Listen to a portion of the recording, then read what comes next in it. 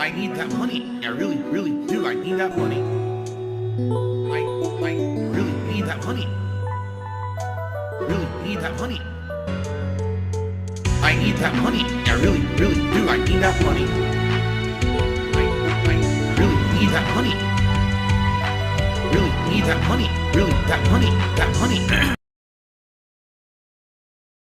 On to the next topic. Ladies and gentlemen, I've been around for 16 years. In the 16 years that I've been a content creator, I've had many different generations of people who have liked my content. And I've actually gone through many different companies and stuff in regards to making merch and the like. Ages ago, I used to use this website called Cafe Press, okay? And then the more recent one that I used was called Teespring, which now they're not even called that anymore. They rebranded to call themselves Spring. And then they changed their entire methodology of their site to be political. I hate to say that, but they did because of what happened to me. I know for a fact. So I've had merch over the years. In reality, I've never actually had any merchandise to make money. The reason that I originally started getting merch back in the day is because people kept asking me for it. They were like, Phil, would you have merchandise for your fans? Because we'd maybe like a collectible of something of our favorite content creator. And I was actually resistant to it at first. But then people kept pressing me on it and said, we would just really like it. I said, all right. So I went to this Cafe Press website. And I had merchandise that was like some basic t-shirts, some mugs, stickers, and stuff like that. I even still have a Stein that has the old Dark Side Phil logo and everything on it downstairs. I still have it in my cabinet in my kitchen cupboard. So it was cool, but I never really sold too much of it. I think there was like one burst of sales. Like I'm talking, this is like back in 2010 or something like that. Okay. And then after that, I never really maintained it that much. I think someone actually hacked the site at one point. So I ended up just closing the whole thing. Like I didn't work on it. I didn't add new products. It just sat there. Okay. I didn't even advertise it that much ever. Okay. When I really got into merch the second time was when I became a full-time live streamer in 2017. Because at that point, I became a lot more social with the audience and people wanted to hang out with me more and have conversations. And because of that, they liked the content. They were like, hey, it would be great if you had merch. And at first, once again, I'm kind of resistant because I don't really know how it's going to work.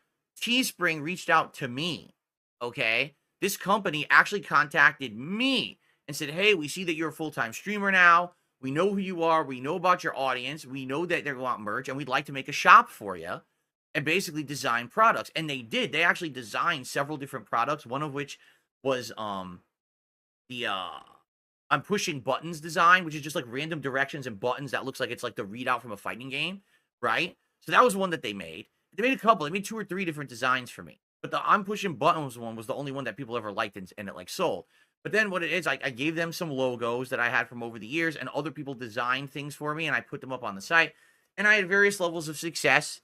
I think the most successful one I ever had was the logo with the king. It was like a skull with a crown on it. And I did various different colors and designs. People like to buy different shirts and stuff with that design. People really liked certain designs that the fans had submitted and stuff.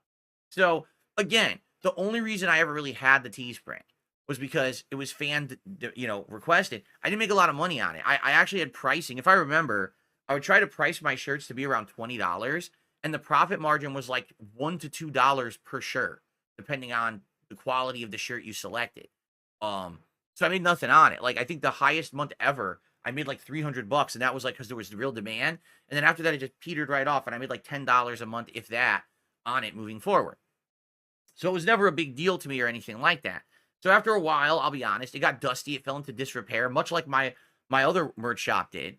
Didn't really talk about it that much. And then one day, about 3 years ago, I even forget if it was 2021 or 2022, but it was the same year that the whole thing happened with Returnal, where I quit. I quit Twitch. When was that? What year was Returnal? Dude, time flies. Let me see. It was 2021. Holy shit. It was 3 years ago. So that same year that I was playing Returnal, because I always remember that because it was when everything hit the fan all at once. One day I'm streaming and someone says to me, hey, Phil, are you aware that your merch shop is gone? And I was like, no, because I never check it. Like I literally never check the thing because no one buys anything from it and I don't really add new products. So I didn't know that. So I go to look at it and it is gone. It's just like missing, like page not found. So I go to log in and it says, oh, error, contact support.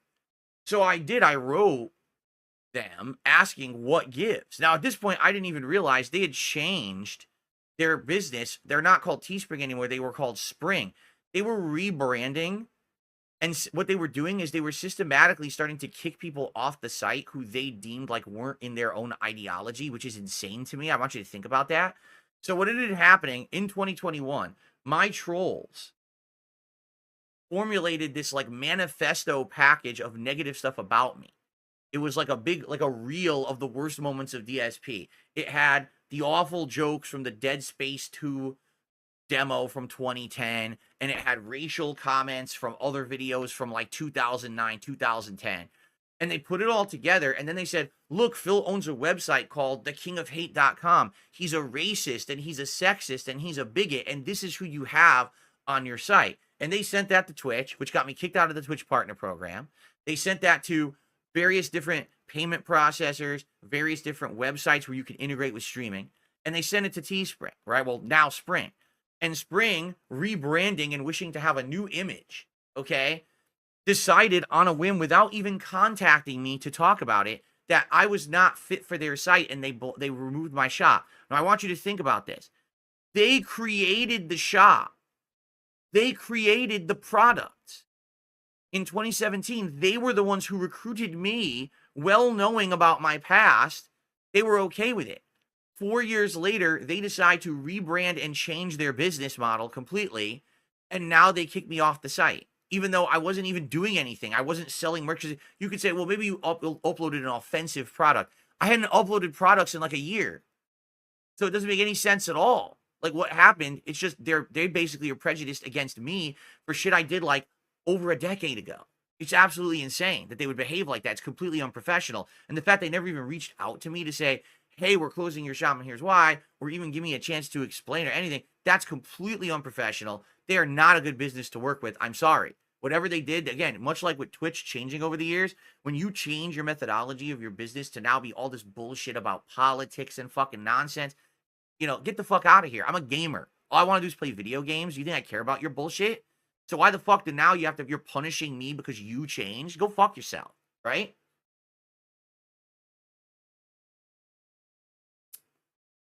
Anyway, so I haven't had merch for 3 years, over 3 years, because that was what, April of 2021 is like when all this shit went down, okay?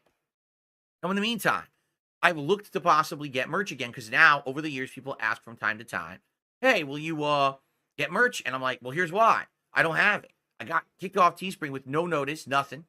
And I would guarantee you that if I was to work with another business, it would be the same. And it's not that I haven't tried. For example, I already told the story earlier this year, another business reached out to me. And they were like, so we're a platform where you can have this whole thing for your followers. They can pledge to you and do ongoing subscription content. You could also sell merch. And I was like, I already have a Patreon. I don't really care about that other stuff, but I do care about the merch. I'd be interested in that, right? And I talked with them for about a week about it. And I kept explaining to them, listen, I'm not going to proceed setting up a shop on your storefront or anything until you look into knowing that I'm going to have this online hate mob, this black cloud following me the fuck around. And they're going to come and they're going to harass you if you have products on your site that are of mine, because they've done it already to other businesses. You have to expect this is going to happen. You have to say you're okay with it. Because if I put the time and effort to setting up a storefront, uploading designs, my fans design stuff, and we put up merch, and then you shut it down within a week, you're wasting everyone's time, right? So at first, this person who I was talking to, who you could tell was just a recruiter agent for this company and didn't really understand anything about online trolling, was like, oh, how bad could it be? It's not a big deal. I was like, you have no clue what you're talking about. I want you to go search for me right now on the internet, and you're going to see how many people are A-logging me. And then I want you to come back at me and tell me you're still interested. They never responded again, because they probably went and searched and said, oh, goddamn, this guy is getting destroyed by these really, mentally stunted people. And we don't want that associated with the business. So, and that was it. That was the last time I heard from them. And that was much earlier this year. So all this going down, all right? And basically what happens is now in the last month and a half, things are changing, right? So I'm doing crossover content. I'm appearing on shows. I'm interviewing people. My reputation's different now, okay? And people start reaching out to me, and I start having conversations. And essentially through a little bit of like a grapevine deal, I was put into contact with a company that really doesn't give a shit. Okay. Like they actually just don't care about this kind of stuff.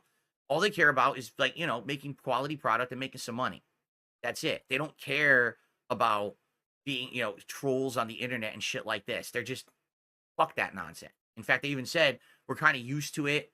There's some people who we have on our store that have that and we don't care. Okay. So I've been talking with them for a couple of weeks. And what we came down to was I sent them a very basic, I sent them like 4 files. One is like the DSP gaming logo from this channel. One was like my 15-year anniversary logo. I sent them like a fighting game logo. Okay, so I just sent them basic shit. It wasn't like anything. This was before I even had the Philomania logo, so I couldn't even send that to them. I totally would have sent that to them to test, but we didn't have it yet. So what they said they wanted to do is basically do a couple samples for me. And they were going to send me a couple free product just to look and see the quality, and we could look at it together on stream. And if we like it, then I would get back to them and say, hey, yeah, let's proceed. Let's set up a storefront. I'll send you more art and logos. Let's get this thing set up. And the way it works is just like Teespring, where you guys will go to that site. You'll browse the different products that are available, the different logos and lines and designs, and you'll be able to choose what you want. You buy it directly from them. They process it. They ship it to you, and I make a few bucks. I don't even know how much. Like, I literally don't even know how much I'll make on each sale, considering the fact I had such a low profit margin over on Teespring. I wouldn't be shocked if it's, again, just a couple bucks on each thing, okay? So, and is it international from what I'm to understand? Yes, but I haven't worked the details out yet, because what's the point of working all these details out until you get your hands on the product to see if you like it, correct? Because I'll be honest, I've seen some companies like this, and they look good, and their products are very shoddy. They'll send you the really low quality shit, like real thin materials, or the t-shirts that are falling apart and are crappy quality. They don't feel soft or good on you. And like, do you really want to pay $25 for a t-shirt from a company and you get it and the fucking logo's printed crooked and looks like shit? That's happened to me, where I've actually in the past, years in the past, would get a company, I wanted to make my own shirt, so I would, and then they would send me the shirt and the whole thing was off. I'm like, what the hell? Like, how'd you screw this up so bad, right? So, we have a couple products to look at today. Two shirts is what they sent me as a starter example. Now, keep in mind, even though they have these logos, it doesn't even mean that they're going to make products with these logos. This was the test, all right? I know for a fact you guys want Philomania. Like, this is one of the things I would absolutely use for product, and then we would see what else you guys were interested in. So we have 2. First is a long sleeve ringer t-shirt. Okay, now, I'm just going to forewarn everyone, when you order these kind of products, they're fresh out of the factory, and they smell, okay? Not like the stinky sock, but they smell like paint. You know what I mean? Like that factory smell. Definitely, if you order anything like this, you got to wash it before you wear it, because you don't want to have that, that smell. I got to wash these for sure if I'm going to wear them on stream, which is why I'm not wearing one today or anything. But it's always been like that. Every time I got custom product made like this, it always had that factory smell to it. You're like, ugh, got to throw it to your washer. So this is a long sleeve ringer t-shirt, all right? And as you can see, the quality of the print, it's actually, it's on the fabric. It's not one of those glossy print companies, because the glossy ones, they do tend to break after you wash. This, it's actually on, look, it's on the fabric, okay? So it looks like it's a pretty good quality print. As for the shirt itself, nice long sleeve, can you hear me? Nice long sleeve shirt, all right? I believe this was a large or an extra large. What? It's a large. So the name of the fabric, it's Bella Canvas, and it says heirloom jersey. So that's the quality of the product. Now, is it super thick? No, but this is the ringer shirt. The ringer shirt isn't made to be super thick. The ringer shirt is supposed to be a lighter fabric. I have another shirt here that actually is a thicker fabric, and I'll show you that in a second, okay? So there you go. Large DSP Gaming. All right. Not to say that anyone's going to want to buy the DSP Gaming logo, but it's just an example of their print quality. And I would argue that's a pretty good print quality. It's dark. It looks good. It stands out. And it's not the glossy crap that breaks up. It's actually, I don't know what they call this, the technique, but it's much better than that other technique. Okay. So there you go. So that's the long sleeve ringer shirt. Now, this is their standard t-shirt, all right? And this is a thicker fabric. I would say this one is more of a standard t-shirt quality, but it's stretchy material. So that might actually be a sell for someone, because some people don't like the t-shirts that are more coarse material. This is very soft and stretchy material. So it's the higher quality stuff, okay? So here's the thing. I sent them a few logos, and they actually made this out of the logo. Okay, now this one is extra large, okay?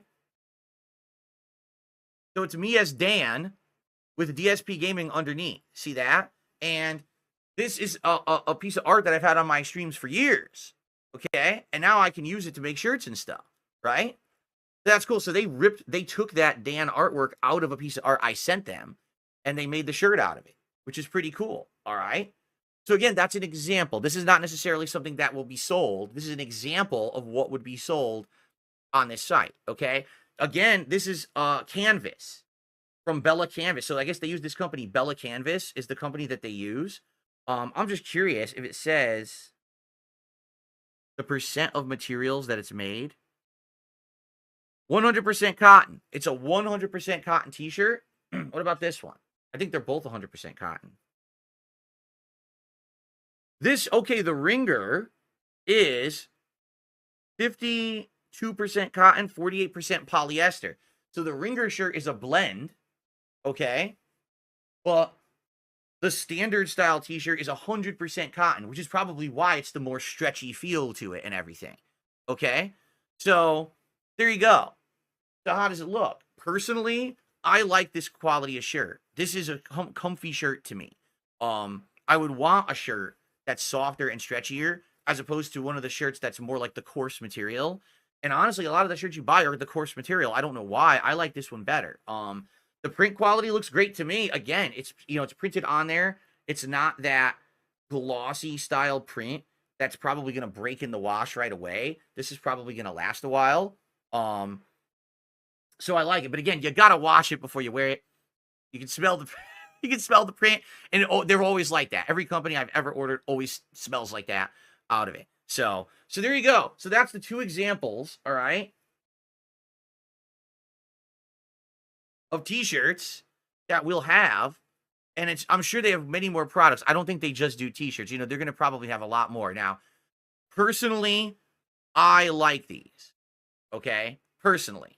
I don't know if you like them. I don't know if you'd be considering, hey, I'd be interested in buying something if you had some merch. Let me know what you think, all right? But personally, I like them, and I'm going to get back to them and be like, yeah, I actually really like the first product she sent. Let's talk further about, setting up the storefront. I'll get them some more logos and stuff to work with. Definitely, I want to send them to Philomania, but I'm basically going to dive into, like, my artwork from over the years that I own. I'm all this artwork that I've been using forever that I can now make product out of, right? And I think maybe what I'll do, I'll bring back some of the classic designs. Like I said, the King's Skull design was the one that was the best seller on Teespring. So maybe I can bring that back and then have new designs as well based on all these new things, these new things that have been going on. People are just saying, yeah, Philomania hoodie.